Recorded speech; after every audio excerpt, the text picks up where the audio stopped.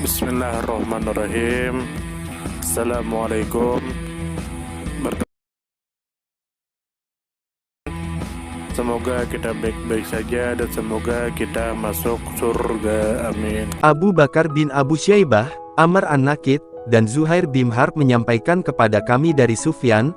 Abu Bakar mengatakan, Ibnu Uyainah menyampaikan kepada kami dari Az-Zuhri, dari Sa'id bin Al-Musayyib, dari Abu Hurairah bahwa Nabi bersabda yang artinya, fitrah ada 5 atau mungkin juga diriwayatkan ada 5 dasar yang dikategorikan sebagai sifat dasar manusia, yaitu berhitan, mencukur bulu kemaluan, memotong kuku, mencabut bulu ketiak, dan menggunting kumis. Seperti itulah dijelaskan oleh Sahih Bukhari Muslim, Bandung, penerbit Jabal Chat 1, Februari tahun 2008. Lalu Ja'far bin Sulaiman menyampaikan kepada kami dari Abu Imran Al-Jauni bahwa Anas bin Malik berkata, kami diberi batasan waktu untuk mencukur kumis, memotong kuku, mencabuti rambut ketiak, dan mencukur rambut kemaluan. Kami tidak boleh membiarkan itu semua lebih dari 40 malam, seperti itulah dijelaskan oleh Muslim bin Al-Hajjaj Al-Kusyairi An-Naisaburi, Ensiklopedia Hadits 3 Sahih Muslim 1, Jakarta Timur, Almaira, 2012 Chat 1. Lalu Muhammad bin Al-Mutsana menyampaikan kepada kami oleh Yahya bin Sa'id dan dalam sanad lain, Ibnu Numair menyampaikan kepada kami dari ayahnya, keduanya dari Ubaidillah, dari Nafi, dari Ibnu Umar bahwa Nabi bersabda yang artinya, cukurlah kumis dan biarkan janggut tumbuh. Lalu Qutaibah bin Sa'id menyampaikan kepada kami dari Malik bin Anas, dari Abu Bakar bin Nafi, dari ayahnya, dari Ibnu Umar bahwa Nabi bersabda yang artinya menyuruh agar kumis dicukur dan biarkan janggut tumbuh. Sa'al bin Utsman menyampaikan kepada kami dari Yazid bin Zurai, dari Umar bin Muhammad, dari Nafi, dari Ibnu Umar bahwa Rasulullah bersabda yang artinya, bedakanlah penampilan kalian dari orang-orang musyrik, cukurlah kumis dan biarkan janggut tumbuh.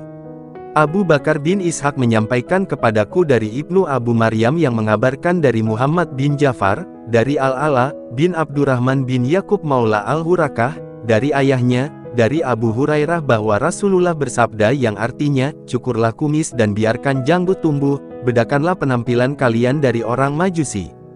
Qutaibah bin Sa'id, Abu Bakar bin Abu Syaibah, dan Zuhair bin Harb menyampaikan kepada kami dari Waki, dari Zakaria bin Abu Zaidah, dari Musab bin Syaibah, dari Talq bin Habib, dari Abdullah bin Zubair, dari Aisyah bahwa Rasulullah bersabda yang artinya, 10 hal termasuk fitrah, mencukur kumis, membiarkan janggut tumbuh, bersiwak, memasukkan air ke hidung dan mengeluarkannya, memotong kuku, membasuh ruas jemari, mencabuti rambut ketiak, mencukur rambut kemaluan dan intikos alma, maksudnya istinja.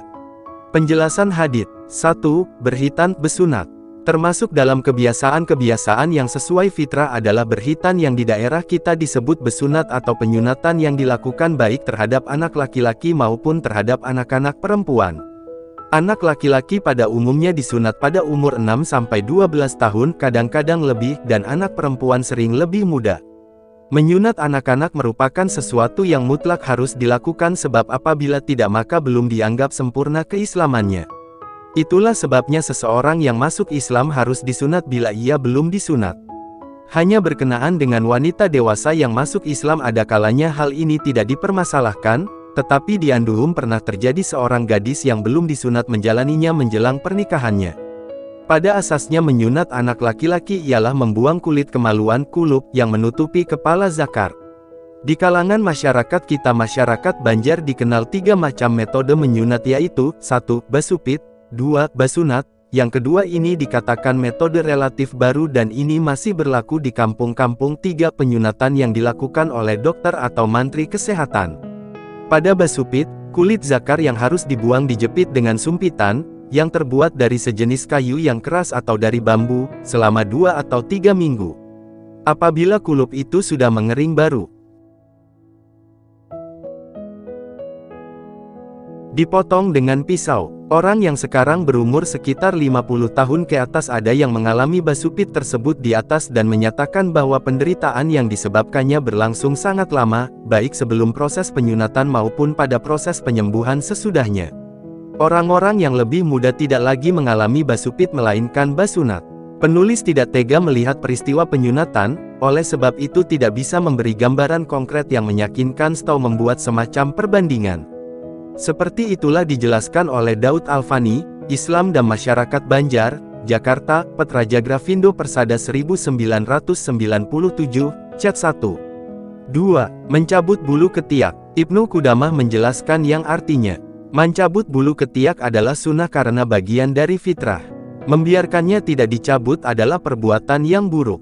Jika dihilangkan dengan mencukur atau dengan tawas hukumnya boleh, akan tetapi dicabut lebih afdal, karena lebih sesuai teks hadis. Imam Harb mengatakan, aku bertanya kepada Ishak, mana yang lebih Anda sukai, mencabut bulu ketiak ataukah menghilangkannya tawas? Jawab Ishak, mencabutnya, jika dia mampu. Al-Mughni, 1/65. 3. Memotong kuku. Hadits palsu tentang keutamaan memotong kuku pada hari Jumat dan hari-hari lain. Memotong kuku merupakan salah satu amalan yang disyariatkan dalam agama Islam. Barang siapa yang melakukannya dengan niat meneladani Rasulullah Shallallahu Alaihi Wasallam dan mengamalkan ajaran beliau, maka ia akan meraih pahala yang besar Dr. Allah Ta'ala. Seorang muslim sangat dianjurkan untuk memotong kukunya kapan saja bila mana telah melewati ujung jari. Tidak ada pembatasan penentuan waktu dan hari tertentu untuk memotong kuku. Namun, di sana terdapat beberapa riwayat yang menerangkan tentang keutamaan memotong kuku pada hari-hari tertentu sepanjang satu pekan. Dan pada setiap harinya terdapat keutamaan tersendiri yang berbeda dengan hari selainnya. Berikut ini kami akan sebutkan lafaz hadits dan terjemahannya serta perkataan para ulama hadits berkenaan dengan derajatnya. 1. Barang siapa yang memotong kukunya pada hari Sabtu, maka akan keluar darinya penyakit dan masuk ke dalamnya kesembuhan. 2. Barang siapa yang memotong kukunya pada hari Ahad, maka akan keluar darinya kefakiran dan masuk ke dalamnya kekayaan. 3. Barang siapa yang memotong kukunya pada hari Senin, maka akan keluar darinya penyakit dan masuk kepadanya kesehatan. 4. Barang siapa yang memotong kukunya pada hari Selasa, maka akan keluar darinya al-baros penyakit sopak dan masuk ke dalamnya al-afiyah kesehatan dan kesembuhan. 5. Barang siapa yang memotong kukunya pada hari Rabu, maka akan keluar darinya was-was dan ketakutan, dan masuk ke dalamnya keamanan dan kesehatan. 6. Barang siapa yang memotong kukunya pada hari Kamis, maka akan keluar darinya penyakit kusta dan masuk kepadanya al-afiyah kesehatan dan kesembuhan. 7. Barang siapa yang memotong kukunya pada hari Jumat, maka akan masuk kepadanya rahmat Allah dan keluar daripadanya dosa-dosa. Hadits ini diriwayatkan oleh Imam Ibnul Jauzi di dalam kitab Al-Mawdu'at 3, 226, dan Imam As-Suyuti di dalam Al-La'ali, Al-Masnu'ah fi Al-Ahadits Al-Mawdu'ah 2, 227. Hadits ini derajatnya maudhu palsu karena di dalam sanadnya ada dua perawi pemalsu hadits, yaitu Abu Ismah Nuh bin Maryam dan Hanad bin Ibrahim. Dan di antara mereka berdua terdapat beberapa perawi yang majul tidak dikenal jati diri dan kredibilitasnya, dan perawi yang doif lemah. Lihat Al-La'ali, Al-Masnu'ah karya Imam As-Suyuti 2, 227, dan Al-Fawaid Al-Majmu'ah, karya Imam As-Syaukani. I. 197. Imam As-Syaukani rahimahullah berkata, hadits ini palsu, karena di dalam sanadnya terdapat dua perawi pemalsu hadits dan beberapa perawi yang majul. Lihat Al-Fawaid Al-Majmu'ah, I. 197. Imam As-Sakawi rahimahullah berkata, tidak ada satupun hadits yang sahih dari Nabi Shallallahu Alaihi Wasallam yang menerangkan tata cara dan penetapan hari-hari tertentu untuk memotong kuku. Lihat Al-Maqasid Al-Hasanah Hal. 422. Syekh Muhammad Nasiruddin Al-Albani rahimahullah juga menyebutkan sebuah hadits tentang keutamaan memotong kuku pada hari Jumat di dalam kitab hadits beliau, Silsilah Al-Ahadits Ad-Dhaifah wa Al-Mawdu'ah, yaitu sebagaimana berikut yang artinya, barang siapa yang memotong kukunya pada hari Jumat sebelum menunaikan sholat Jumat, niscaya Allah akan mengeluarkan daripadanya penyakit dan menggantikan tempat penyakit itu dengan penyembuhan dan rahmat. Derajat hadits ini dinyatakan oleh Syekh Al-Albani rahimahullah sebagai hadits yang sangat lemah doif jidan. Lihat Silsilah Al-Ahadits Ad-Dhaifah, V36 nomor hadits 2021. Dari keterangan para ulama hadits ini, kita dapat mengetahui dan memahami bahwa yang palsu di sini adalah tentang keutamaan memotong kuku pada hari-hari tersebut di atas. Adapun hukum memotong kuku itu sendiri adalah sangat disunahkan dalam agama Islam, seperti itulah dijelaskan oleh https://abufawas.wordpress.com/2012-11-30 hadits tanda hubung palsu tanda hubung tentang tanda hubung keutamaan tanda hubung memotong tanda hubung kuku tanda hubung pada tanda hubung hari tanda hubung Jumat tanda hubung dan tanda hubung hari tanda hubung lain garis miring.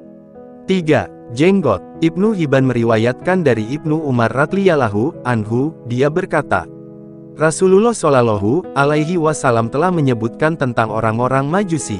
Beliau bersabda, sesungguhnya mereka memanjangkan kumis dan mencukur jenggot, maka bedakanlah kalian dengan mereka. Lalu beliau, Rasulullah shallallahu alaihi wasallam, menampakkan pemotongan kumisnya kepadaku. Ibnu Umar dari Abi Hurairah radhiyallahu anhu berkata, telah bersabda Rasulullah shallallahu alaihi wasallam, termasuk fitrah Islam, memotong kumis dan membiarkan jenggot tumbuh. Sesungguhnya orang-orang Majusi membiarkan kumisnya dan mencukur jenggotnya. Maka bedakanlah dengan mereka, yaitu pangkaslah kumis kalian dan biarkanlah tumbuh jenggot kalian. Berkata Syekhul Islam Ibnu Taimiyah rahimahullah, diharamkan mencukur jenggot. Berkata Al-Qurtubi rahimahullah, tidak boleh memotong, mencabut, dan mencukurnya. Abu Muhammad Ibnu Hazm menceritakan bahwa menurut ijma, menggunting kumis dan membiarkan jenggot tumbuh adalah fardu dengan dalil hadits Ibnu Umar radhiyallahu anhu. Bedakanlah kalian dengan orang-orang musyrik, cukurlah kumis dan biarkanlah jenggot kalian tumbuh. Dan dengan hadits Zaid bin Arqam secara marfu, sampai kepada Rasulullah shallallahu alaihi wasallam. Barang siapa yang tidak memotong kumisnya maka bukan termasuk golongan kami. Disahihkan oleh At-Tirmidzi. Dengan dalil yang lain, Tirmidzi berkata di dalam Al-Furu, bentuk kalimat ini menurut sahabat kami, yang sepakat dengan Tirmidzi, menunjukkan keharaman. Dan berkata pula dalam Al-Iqna, haram mencukur jenggot. Diriwayatkan oleh Tabrani dari Ibnu Abbas radhiyallahu anhuma, Nabi Shallallahu alaihi wasallam bersabda, barang siapa membikin seperti rambut maka tidak ada baginya di sisi Allah bagian. Berkata Zamakhsyari, maknanya membikin rambut seperti yang asli, rambut palsu, yaitu dengan mencabutnya atau mencukurnya dari kedua pipi atau merubahnya dengan menghitamkan. Berkata pula Zamakhsyari dalam An-Nihayah, yaitu mencukurnya dari kedua pipi dan dikatakan mencabutnya atau merubahnya dengan hitam. Sekarang masuk ke larangan dan bahaya menyerupai orang kafir. Imam Ahmad telah meriwayatkan dari Abi Hurairah radhiyallahu anhu, dia berkata, telah bersabda Rasulullah shallallahu alaihi wasallam, biarkanlah jenggot kalian tumbuh dan cukurlah kumis kalian dan janganlah kalian menyerupai orang-orang Yahudi dan Nasara. Al-Bazar telah meriwayatkan dari Ibnu Abbas radhiyallahu anhuma secara marfu, janganlah kalian menyerupai orang-orang ajam, biarkanlah tumbuh jenggot kalian. Abu Daud meriwayatkan dari Ibnu Umar radhiyallahu anhu, dia berkata, telah bersabda Rasulullah shallallahu alaihi wasallam, barang siapa menyerupai dengan suatu kaum maka dia termasuk golongan mereka. Dan riwayat Abu Daud dari Amr bin Syuaib dari bapaknya dari kakeknya dari Rasulullah shallallahu alaihi wasallam, Nabi shallallahu alaihi wasallam bersabda, bukanlah termasuk golongan kami barang siapa yang menyerupai selain kami, janganlah kalian menyerupai orang-orang Yahudi dan Nasara. Harits bin Abi Usamah telah mengeluarkan dari Yahya bin Kasir, dia berkata, telah datang seorang laki-laki, ajam ke masjid dan sungguh dia telah memanjangkan kumisnya dan menggunting jenggotnya. Maka bertanya Rasulullah shallallahu alaihi wasallam pada orang tersebut, apa yang membawa kamu, menyuruh kamu atas ini?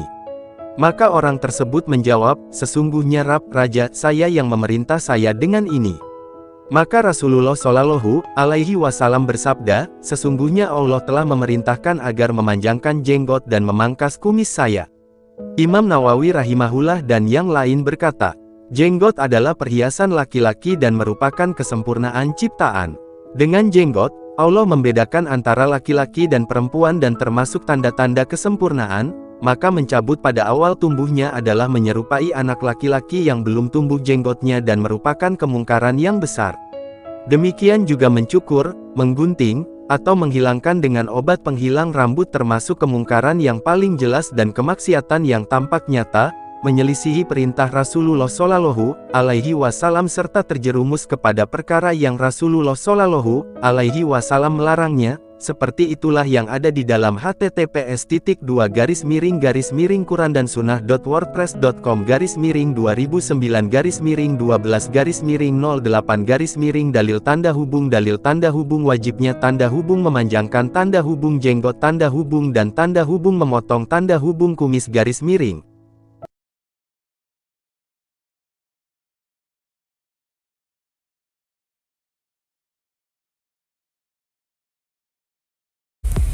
Terima kasih banyak.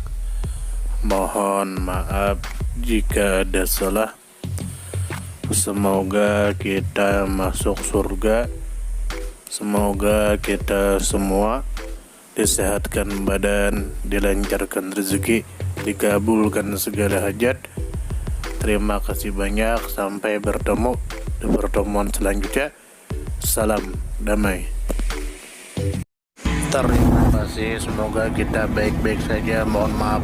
Terima kasih, semoga kita baik-baik saja. Mohon maaf.